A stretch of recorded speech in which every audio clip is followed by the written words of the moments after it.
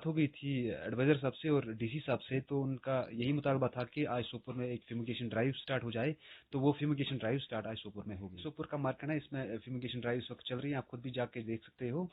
तो ये बेसिकली कल एक डेथ हो गई थी सोपोर में, फिर मेरी बात डीसी साहब से हो गई थी, तो उसने बोला था कि अर्जेंटली ये ड्राइव स्टार्ट होनी चाहिए। तो आज अल्हम्दुलिल्लाह सुबह से हमने ये ड्राइव स्टार्ट कर दी as municipal councillor, as municipal council Sopore.